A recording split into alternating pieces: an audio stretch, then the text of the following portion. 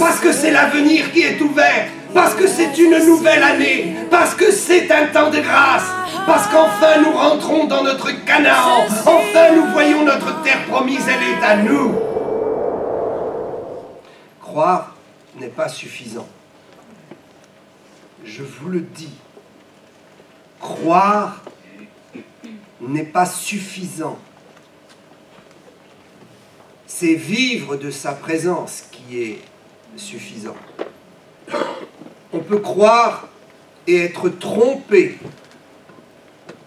On peut croire et se tromper.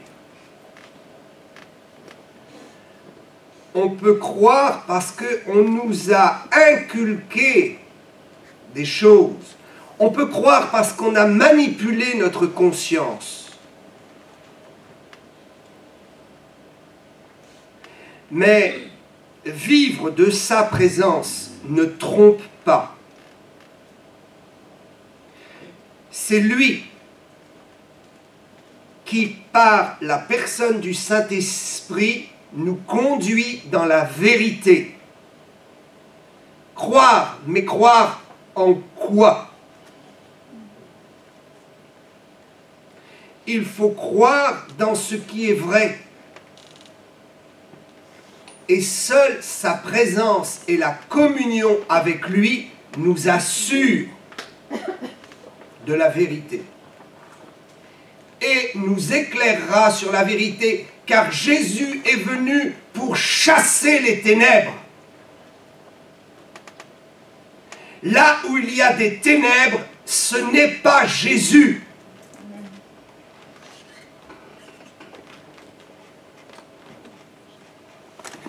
Jésus est la lumière du monde.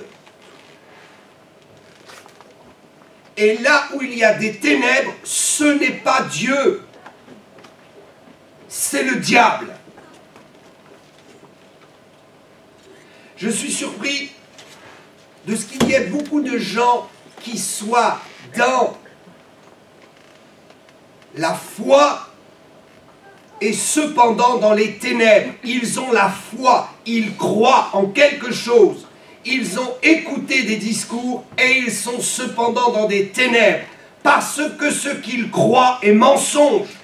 Seule la présence de Jésus nous assure la vérité. Et seule la paix et la lumière nous assurent la présence de Jésus. Si vous voulez savoir si Jésus est avec vous, commencez par examiner s'il y a de la lumière ou des ténèbres dans votre vie. Dieu est patient. Dieu est tellement patient avec nous. Il nous montre dans Luc chapitre 13, Dieu nous montre sa patience vis-à-vis d'Israël, et ce qu'il nous montre à travers cette patience, c'est la patience qu'il a pour chacun d'entre nous. Nous marchons dans des voies d'égarement, nous marchons dans les ténèbres, nous marchons dans la confusion, et cependant, Dieu est patient avec vous, avec moi, avec nous. Dieu est patient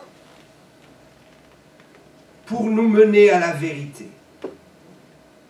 Faut-il encore accepter, quand la lumière vient fracasser nos ténèbres, accepter de quitter les ténèbres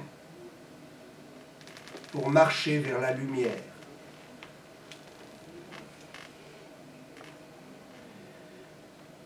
Luc chapitre 13, verset 6. Il dit aussi cette parabole.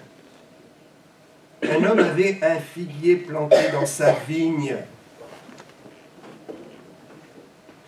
Il vint pour y chercher du fruit, et il n'en trouva pas. Dieu a planté Israël au cœur même de l'humanité de ce monde. Ce monde et cette humanité qui est la création de Dieu. ce monde et cette humanité qui appartient à Dieu, qui est son champ. Dans cette humanité, Dieu a fait éclore un peuple. Nous ne sommes pas tous juifs. Seuls ceux qui sont descendants d'Abraham, seuls ceux qui ont une descendance dans les racines mêmes d'un peuple qui a été choisi sont juifs. Nous ne sommes que des branches rapportées, greffées. Nous sommes comme l'olivier sauvage. Et nous sommes devenus membres et citoyens de la cité de Dieu par adoption. Et nous sommes devenus spirituellement des adorateurs de Dieu, spirituellement des Juifs. Car juif veut dire adorateur de Dieu. Nous avons été greffés. Et tout ce que Dieu dit à Israël, il nous le dit à nous. Il le dit premièrement à Israël, parce qu'Israël est la racine. Si nous regardons à la racine, nous aurons la vérité.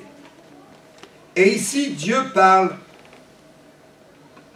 et il donne une parabole pour Israël, une parabole qui devient la nôtre et qui nous concerne. Mes frères et sœurs, Dieu a mis tellement d'espoir en chacun d'entre vous. Dieu a mis autant d'espoir dans ta propre vie qu'il a mis l'espoir dans tout un peuple. Tout l'espoir de Dieu dans le peuple d'Israël est le même espoir de Dieu dans ta propre vie. Le potentiel de l'espérance, de la foi de Dieu dans son peuple est le même potentiel de l'espérance du Seigneur dans ta propre vie. Non dans tes capacités, mais dans ta volonté. Dieu ne cherche pas une capacité, il cherche une volonté. Dieu met son espoir non dans une capacité, mais dans une volonté. Méfiez-vous de ceux qui ont d'apparentes capacités. Regardez ceux qui ont la volonté de plaire à Dieu, ceux qui ont une volonté de s'humilier et d'attendre que Dieu bouge dans leur vie. Jésus ne faisait rien qu'il ne voyait faire au Père, nous dit l'Écriture. Tout ce que Jésus faisait, il le faisait parce que le Père lui avait dicté et parce qu'il avait un feu vert clair et franc de la part du ciel. Dieu cherche une disposition de cœur. Il ne cherche pas tes capacités. Il te donnera ses capacités. Le peuple d'Israël était un peuple sans capacité, fragile, esclave. Esclave de ce qui est la plus grande représentation de Satan, l'Égypte et Pharaon. Un peuple sans capacité dans lequel Dieu a vu cependant l'espoir d'une volonté. Volonté de le suivre. Mais que se passe-t-il? Que se passe-t-il? Dieu a mis son espérance sur toi. Et il se produit quelque chose. C'est comme s'il t'avait planté quelque part, au milieu du désert, au milieu de l'incrédulité, au milieu de la méchanceté des hommes. Il t'a mis là, précisément où tout va mal. Il t'a mis là précisément où tout est difficile. Il t'a mis là précisément où tout n'est que ténèbres. Et il espère de toi, il espère de moi que nous portions du fruit et que nous amenions la lumière au milieu des ténèbres. Mais le constat est terrible. Ce constat terrible met la pleine lumière sur le constat extraordinaire de l'amour de Dieu pour nous.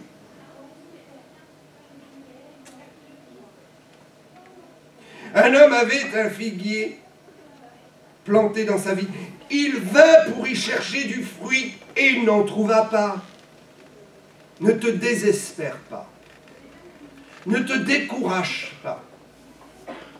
Si Dieu ne trouve pas de fruits dans ta vie, il va prendre soin de toi afin que tu portes du fruit. Comme il a pris soin d'Israël, afin qu'Israël puisse porter du fruit. L'absence de fruit est révélateur pour nous de la grande patience de Dieu. Mais il ne faut pas en abuser. Il ne faut pas rester sans porter de fruits. Et il faut faire très attention à ceux qui veulent nous faire croire dans un fruit qui ne vient pas du ciel. Il y a des gens qui sont dans l'activité qui disent « Oh, je porte du fruit », mais quand Dieu les regarde, il dit « Tu ne portes pas de fruit ». Quand il regarde Israël, il voit un peuple très religieux, qui fait beaucoup d'actions religieuses. Et ces actions religieuses pourraient être identifiées comme du fruit, mais ça n'en est pas. C'est pourquoi il dit, il ne porte pas de fruit, il n'y a pas de fruit. Alors il dit au vigneron, voilà 3 ans que je viens chercher du fruit à ce figuier. 3 ans qui correspond prophétiquement aux 3 ans de l'exercice du ministère de Jésus en Israël. Jésus qui travaille, qui entretient, qui est un témoignage dans une génération qui professe Dieu, mais qui renie ce qui en fait la foi, le Messie. Il y a des gens qui professent Dieu, mais qui renient ce qui fait la force de la foi, le Saint-Esprit. Et le Saint-Esprit vient, et le Saint-Esprit vient, et il prend soin d'eux. Mais ils renient le Saint-Esprit. Ils sont religieux. Jésus était pris pour un fanatique. Ils n'ont pas compris le miracle parce qu'ils étaient religieux. Ils n'ont pas porté de fruits parce qu'ils étaient religieux. Jésus est venu exercer un ministère en Israël, mais la muraille de religiosité a interprété les miracles de Jésus comme étant des choses diaboliques. Aujourd'hui, c'est la même chose. Il y a des gens qui ne convertissent personne, qui ne guérissent personne, qui ne portent pas du fruit véritable pour le royaume des cieux, qui sont religieux et qui regardent les hommes de l'esprit comme des démoniaques.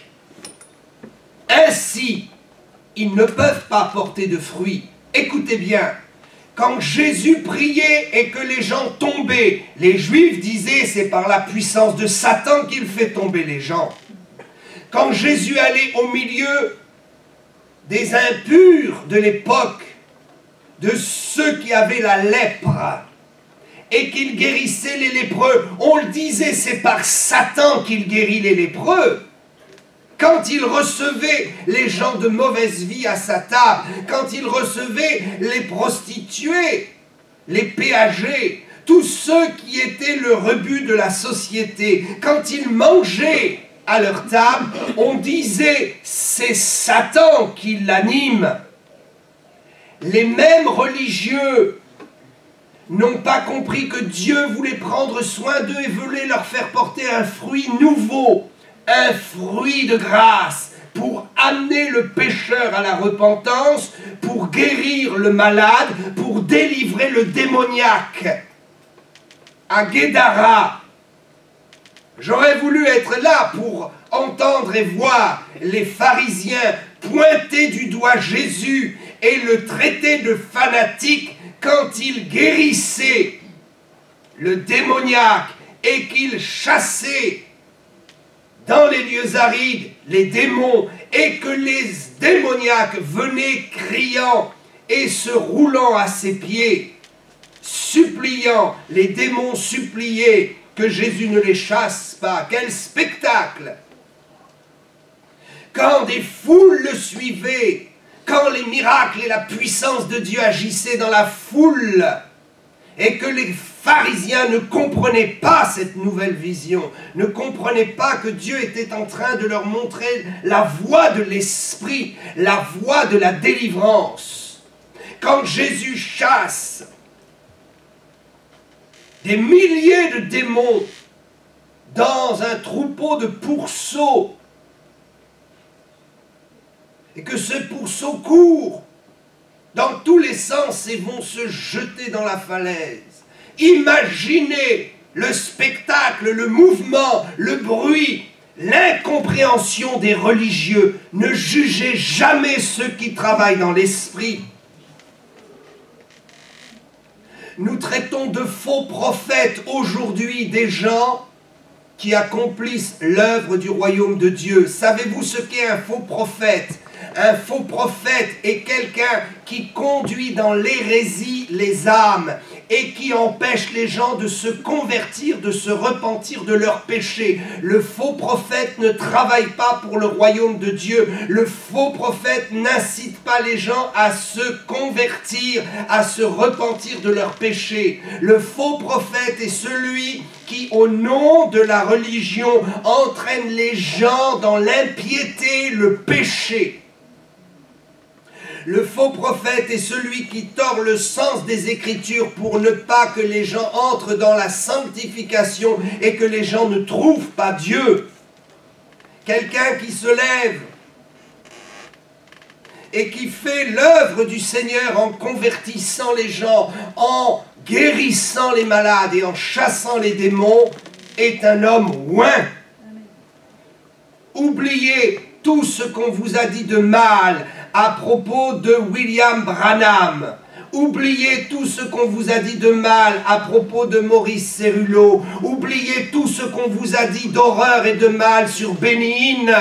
Aujourd'hui, le Saint-Esprit travaille et celui qui ne veut pas entrer dans la vision de l'Esprit, celui qui ne veut pas voir la puissance de Dieu sera disqualifié et sera rattrapé par la puissance de l'incrédulité et des véritables fausses doctrines. J'aurais voulu être là pour dire aux pharisiens, oubliez tout ce qu'on vous a dit de mal à propos de Jésus et s'il vous plaît, venez constater le résultat pour le royaume de Dieu. Peut-être vous et moi, nous aurions été là parmi les pharisiens et nous aurions dit, oh, dans la loi, il est écrit, au temple, nous devons faire comme cela. Cet homme, Jésus, fait tout le contraire. Cet homme, Jésus, bouleverse nos mentalités, notre façon de voir. Il va même jusqu'à annoncer la repentance comme son cousin. Tiens donc,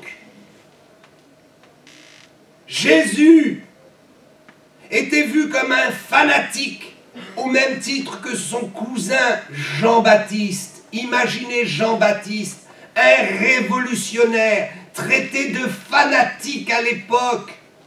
Vous et moi, aujourd'hui, nous comprenons que Jean-Baptiste n'était pas un fanatique. Mais si vous aviez, vous et moi, si nous avions vécu du temps de Jean-Baptiste, nous aurions été élevés dans un système religieux, dans un système de pensée légaliste. Et nous aurions peut-être vu, comme les pharisiens, Jean-Baptiste comme un hérétique, parce qu'il annonçait le salut et il se permettait de baptiser d'eau des soldats de l'armée de l'Inquisition romaine, de la domination romaine. Le grand colonisateur. Les pharisiens devaient dire comment le cousin de Jésus va donner le salut et va absoudre les péchés par le baptême de repentance des gens qui sont dans l'armée du colonisateur. Vous et moi, nous aurions peut-être été à parler mal contre Jean-Baptiste, puis ensuite contre Jésus. Parce que cela dépassait ce que nous nous avions enseigné. Oubliez tout ce qu'on vous a enseigné qui vous fait peur. Et commencez à regarder ce qui délivre le monde. Ce qui délivre le monde, c'est la puissance de Dieu. Nous ne nous en sortirons jamais sans la puissance de Dieu. Ces pharisiens pointaient du doigt Jésus comme ils ont aussi pointé du doigt son cousin et comme ils pointeront du doigt également les 120 à la chambre haute. J'aurais voulu être là ce jour-là. Au milieu des pharisiens, oh, j'aurais voulu être là, sachant ce que je sais aujourd'hui. J'aurais voulu être là au milieu des pharisiens, des scribes. J'aurais voulu être là au milieu des sadducéens. Ce jour où le Saint-Esprit est descendu avec fracas dans la chambre haute.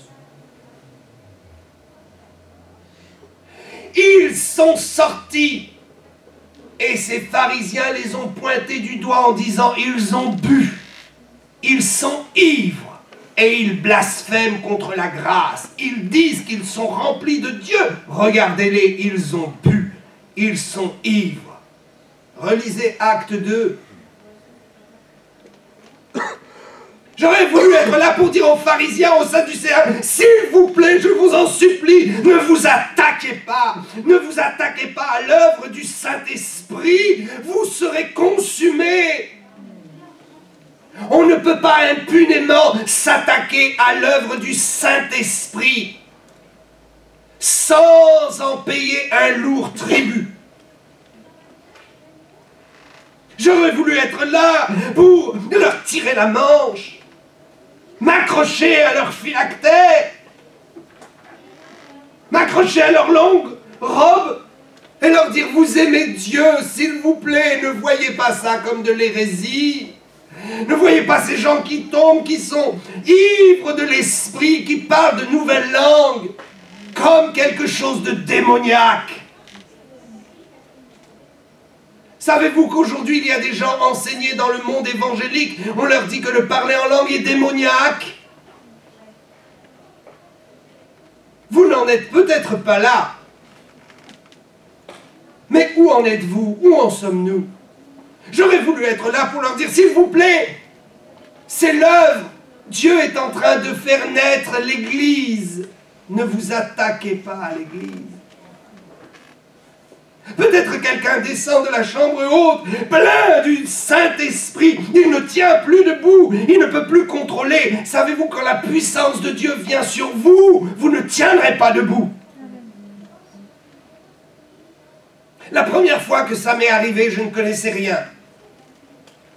Je venais de me marier et nous étions dans une petite église très, très, très fermée au Saint-Esprit. Par ignorance. Et pendant que le prédicateur parlait, qu'il finissait son sermon et qu'il nous demande de nous lever, je me suis levé. Et en un instant, une puissance est venue sur moi et je me suis retrouvé par terre. Personne ne m'a touché.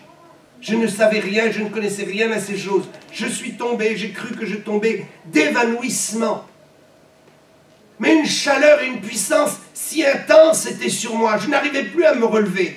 Il me semblait que j'étais complètement collé au sol par une main invisible. Et à cet instant, le diable est venu me dire: si Dieu t'aime, il ne peut pas t'humilier au point de te faire tomber par terre. Mais le Saint-Esprit m'a parlé immédiatement. Et le Saint-Esprit m'a dit: quand tu vas te relever, tu ne seras plus le même. À l'instant, je me suis relevé et je n'étais plus le même. Quand la puissance de Dieu vient sur vous, la chair ne peut pas tenir.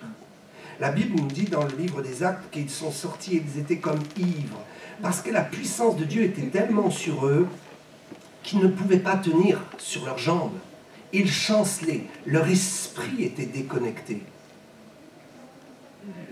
Et j'aurais voulu voir un de ces 120 ivres de l'esprit, parlant les langues spirituelles, parlant de nouvelles langues, prophétisant. J'aurais voulu le voir pour simplement goûter les merveilles de Dieu.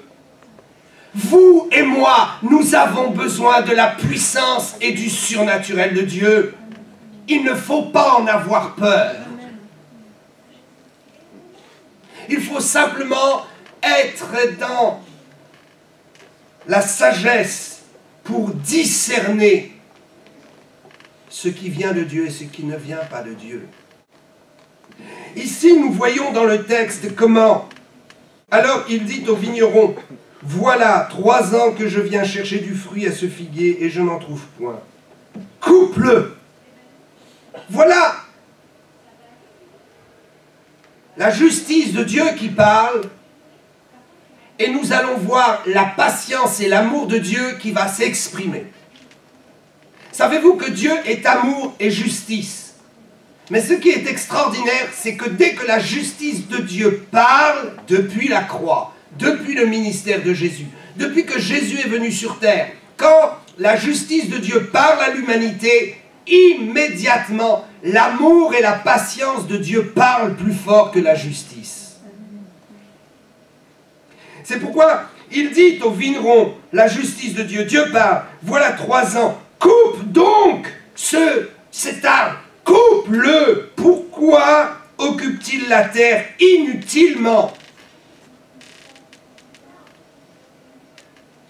Nous ne portons pas de fruits et c'est dramatique. Examinons. La dernière fois que nous avons critiqué un homme de Dieu plein de l'Esprit, c'était quand? La dernière fois où nous sommes opposés à l'œuvre du Saint-Esprit et où nous avons fui dans une direction que Dieu ne nous avait pas montrée, c'était quand?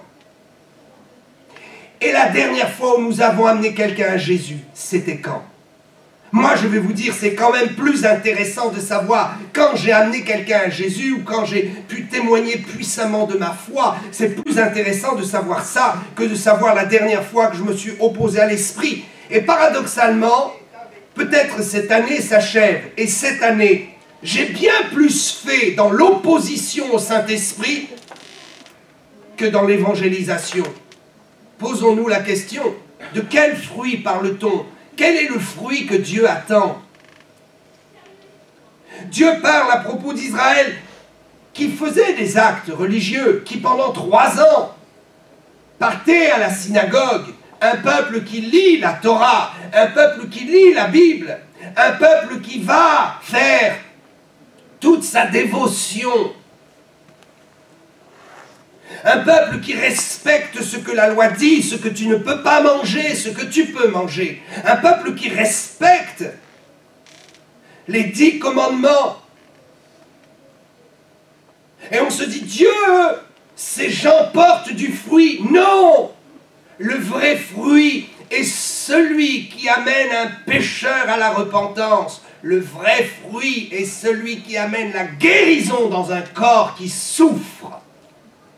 Le vrai fruit est celui qui chasse un démon qui tourmente la vie de quelqu'un. Le vrai fruit, c'est d'aimer son prochain. Le vrai fruit, c'est de manifester de l'amour, de la joie, de la paix, de la patience pour les autres.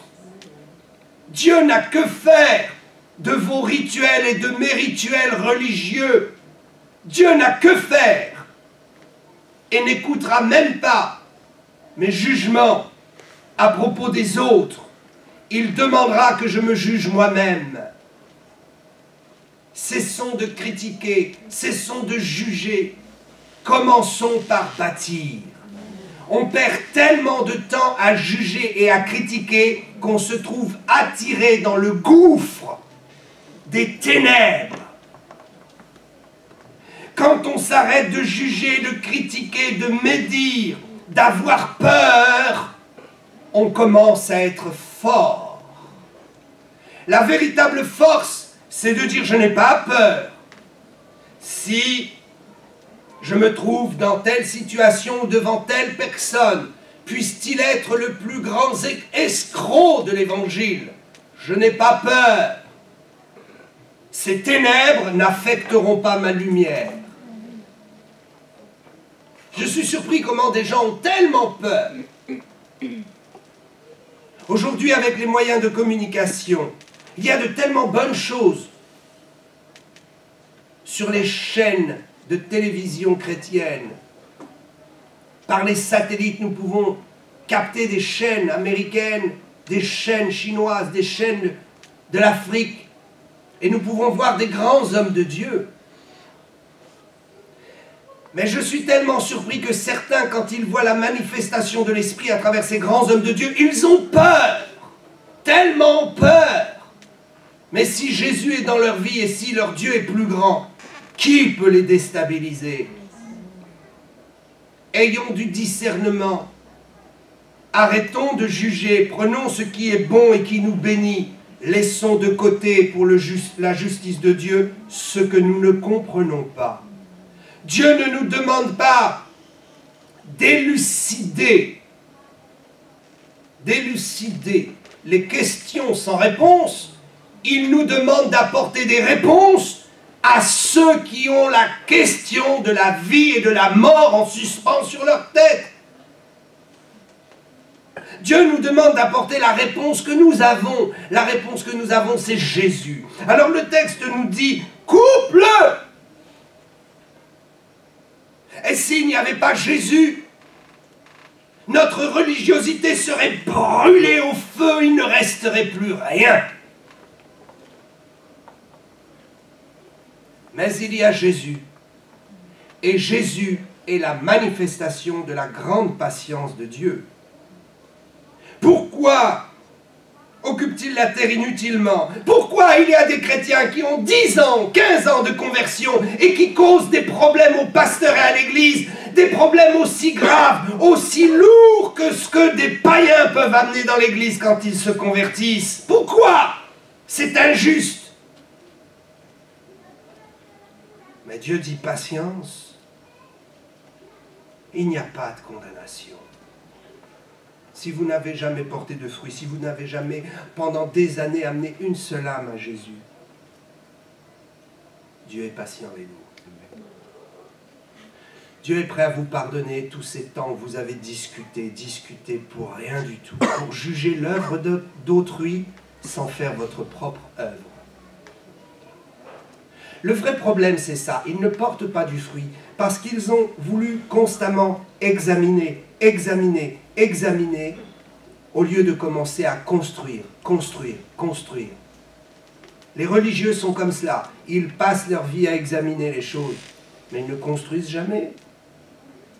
Arrêtons de perdre notre temps à examiner ce que font les autres. Réjouissons-nous pour le succès de l'Évangile. Réjouissons-nous pour ce qu'ils font et pour les âmes qui sont gagnées. Et c'est le problème de Dieu si un tel, amenant des foules au Seigneur, sera lui-même condamné. Béni soit le Seigneur pour les foules qui sont amenées. Ce qui nous réjouit, c'est que Dieu lui-même travaille comme il veut, avec qui il veut. Réjouissez-vous dans cette nouvelle année, quand il arrive quelque chose de bien à quelqu'un. Changeons de mentalité, portons du vrai fruit. Réjouissez-vous quand quelqu'un est guéri. Réjouissez-vous quand quelqu'un obtient son diplôme. Même peut-être vous, vous ne l'avez pas obtenu. Et la chair vous dira, c'est pas juste. Peut-être la chair fera monter la jalousie dans vos cœurs. Réjouissez-vous. Réjouissez-vous, car Dieu ne peut pas donner de mauvaises choses et le diable est incapable de donner de bonnes choses. Dieu ne peut pas donner de mauvaises choses à ses enfants et le diable est incapable de donner des bonnes choses aux enfants de Dieu. Réjouissez-vous quand un chrétien réussit son examen, réussit son permis de conduire, réussit son code. Réjouissez-vous quand des chrétiens se réconcilient. Et même si vous êtes encore fâchés, réjouissez-vous, ne soyez pas jaloux. Si c'est arrivé aux autres, ça peut vous arriver. Réjouissez-vous quand un homme de Dieu est en train de réussir, même si vous ne l'aimez pas. Même si il ne correspond pas à la vision que vous avez des choses. Réjouissez-vous parce qu'il gagne des âmes, parce que l'Église avance. Réjouissez-vous de la réussite des autres. Portons ensemble du fruit, mes frères et sœurs, mes amis. Dans cette nouvelle année, portons du fruit. Le monde est méchant. Les gens sont si méchants. Ils se réjouissent quand vous tombez. Ils se réjouissent quand vous êtes malheureux. Ils se réjouissent quand ils vous ont frappé et que ça fait mal. Ils se réjouissent quand des mois après vous avoir frappé, vous êtes encore blessé. Ils sont méchants et nous nous détacherons de ces gens-là. Nous n'appartenons pas à ce monde. Nous n'appartenons pas à ce monde qui se réjouit de la fausse, qui se réjouit de creuser des fosses sans fond, des fosses interminables dont on ne revient jamais lorsqu'on tombe dedans.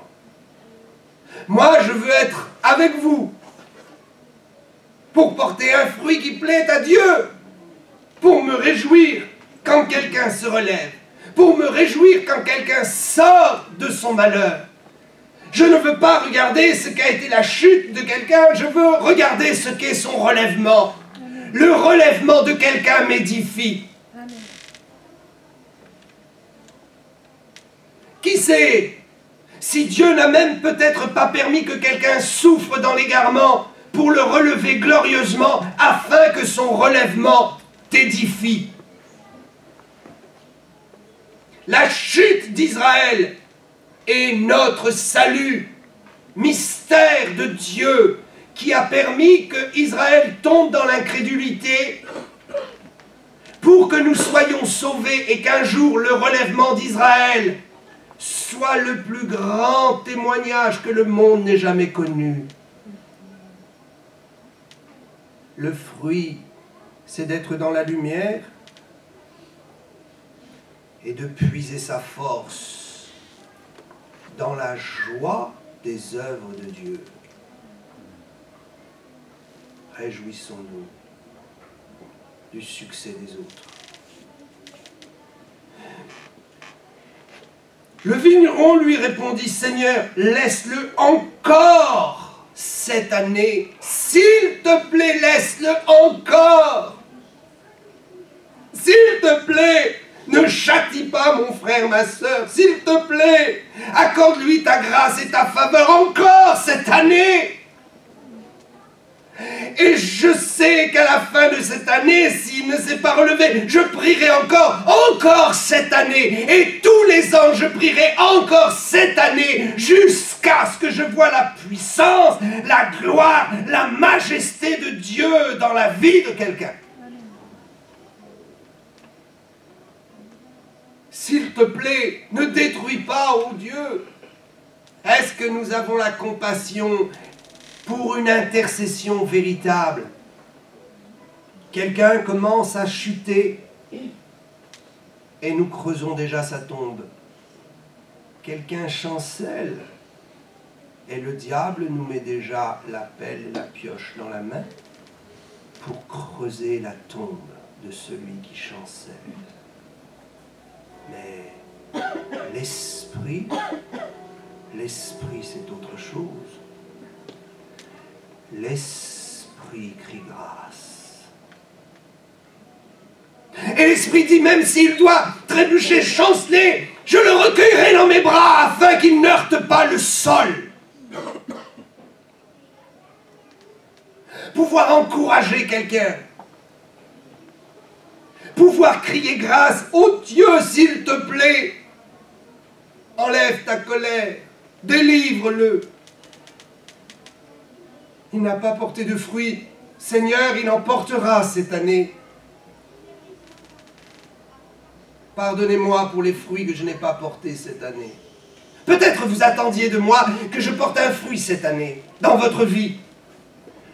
Certainement, j'ai porté des fruits dans vos vies. Mais peut-être il y a des fruits que vous attendiez et je n'ai pas pu les porter pour vous dans votre vie.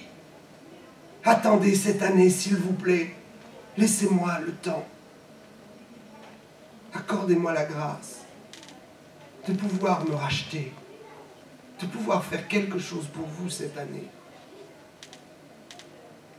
S'il vous plaît, ne me condamnez pas, ne me rejetez pas. Donnez-moi encore un an et je le ferai. Donnez-moi encore un an et nous y arriverons. Je vous promets la puissance de Dieu. Je vous promets le réveil. Je vous promets que nous allons secouer l'arbre. Nous allons secouer cet espace spirituel dans notre pays. S'il vous plaît, aidez-moi, accordez-moi encore une année. Le vigneron dira, non, non Seigneur, non! S'il te plaît, fais grâce. Laisse-le encore cette année 2014. Je creuserai tout autour et j'y mettrai du fumier. Peut-être à l'avenir donnera-t-il du fruit. Sinon, il sera coupé un jour. Mais pas en ma présence. Écoutez bien. Pas en ma présence. Jésus n'a pas vu la condamnation descendre sur Israël du temps de son vivre. Je refuse de voir la condamnation descendre pour détruire une âme de mon vivant. Chaque année, je dirai, Seigneur, fais grâce à la France. La France ne porte pas de fruits. L'évangile en France ne porte pas de fruits. Oh Dieu, ne détruis pas. Cette année encore, donne-nous la possibilité de faire quelque chose. Je vous aime et je vous demande de ne pas quitter le navire. Je vous aime et je vous promets, si vous me donnez encore une année, peut-être je porterai le fruit que vous attendiez. Je veux faire de chacun d'entre vous des élites de la foi. Je ne le dis pas à l'envers. Je ne le dis pas pour me moquer. Je ne le dis pas à la légère. Je veux faire de chacun d'entre vous des élites de la foi. Dans la vérité. N'allez pas là où il y a l'aventure. Assurez-vous les valeurs sûres. Cette Église est une valeur sûre. Mon ministère est une valeur sûre. Peut-être vous n'avez pas tout obtenu à travers mon ministère. Mais j'apporte le témoignage que mon ministère est une valeur sûre. J'ai des années derrière moi et il y a le témoignage. Ensemble, nous allons bâtir. Alléluia. Vous et moi, nous allons réussir. Vous allez devenir des élites de la foi. Parce que c'est à ça que Dieu vous appelle. Dieu demande que vous soyez puissants. Dieu vous demande que vous soyez plein de force. Dieu demande que quand vous parlez, les païens pleurent. Peut-être vous marchez dans la rue, un démoniaque passe et il tombe à genoux. Peut-être quelqu'un veut vous faire du mal, il ne peut plus ouvrir la bouche contre vous. Vous et moi, nous avons besoin de la puissance de Dieu. Nous avons besoin de la puissance qui va apporter du fruit. Nous allons sauver les perdus. Nous allons rattraper ceux qui sont tombés. Nous allons aller chercher ceux qui ont des appels pour servir le Seigneur et qui sont tombés. Nous n'allons pas les abandonner. Nous allons intercéder pour eux. Et nous allons dire, oh Dieu, il était appelé, il est tombé. Nous allons te prier une année encore, Seigneur. Cette année encore, laisse-nous prendre soin de lui. Avez-vous quelqu'un que vous avez vu tomber cette année? Avez-vous vu quelqu'un qui a chuté? Avez-vous vu quelqu'un qui a quitté l'espoir, le véritable appel prophétique de sa vie? Est-ce que vous ne voulez pas prendre soin de lui cette année? Investir votre foi. Investir pour que le diable n'ait pas le dernier mot. Ne rien lui laisser. Ne rien lui laisser. Être intransigeant et n'accepter aucun compromis. La moindre chose qu'il vous ait volée, la moindre chose que Satan vous ait volée cette année, récupérez-le dans cette nouvelle année. Amen.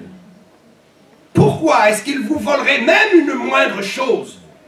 Ça ne lui appartient pas. De quel droit? Pourquoi est-ce que nous serions incrédules au point de ne pas penser que nous pouvons tout récupérer ce que le diable nous a pris?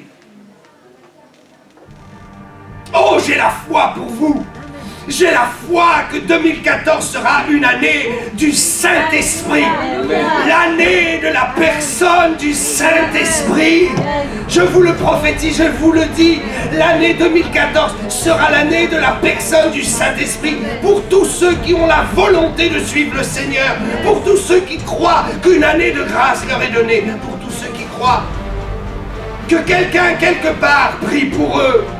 Pour tous ceux qui croient que Jésus, notre Sauveur, Jésus mon Sauveur, intercède pour moi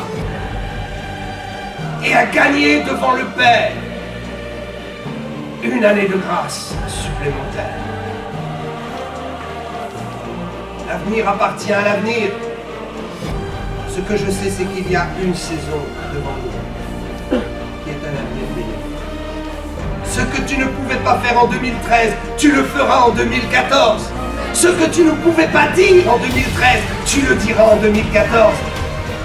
Ce que tu ne pouvais pas aimer en 2013, tu vas l'aimer en 2014.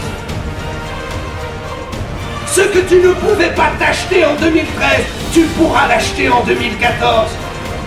Parce que c'est l'année de la personne du Saint-Esprit et en lui sont toutes les faveurs de Dieu. Le malade que tu ne pouvais pas guérir en 2013, tu vas le guérir en 2014. La réalité de cette onction que tu cherches, que tu ne peux atteindre. Cette onction que tu désirais en 2013 et que tu n'as pas atteint, tu l'atteindras en 2014. Ce fruit que tu n'as pas pu porter, tu le porteras. Nous t'aiderons, nous nous aiderons mutuellement, parce que c'est l'avenir qui est ouvert, parce que c'est une nouvelle année, parce que c'est un temps de grâce, parce qu'enfin nous rentrons dans notre Canaan, enfin nous voyons notre terre promise, elle est à nous. Les ennemis que je n'ai pas pu neutraliser en 2013, je vais les neutraliser en 2014. La maladie qui ronge mon corps et que je n'ai pas pu chasser en 2013, je vais la chasser, cette maladie, en 2014. Ce diplôme que je n'ai pas obtenu, je vais l'obtenir. Parce que du ciel, du haut du ciel, Jésus-Christ, mon Seigneur, est en train de plaider ma cause et la vôtre. Il crie du haut des cieux: Père, ne les coupe pas, ne les retranche pas. Cette année, laisse-moi m'occuper d'eux. La personne du Saint-Esprit, ça va s'occuper de vous. Je prophétise, 2014 est l'année du Saint-Esprit. Cela veut dire que comme jamais auparavant, vous allez sentir une personne vous assister et prendre toute la place. Plus d'aveuglement, plus de honte, plus de ténèbres, mais la lumière. La personne du Saint-Esprit à côté de vous, il est là. Je le sens tellement à côté de moi. La personne du Saint-Esprit.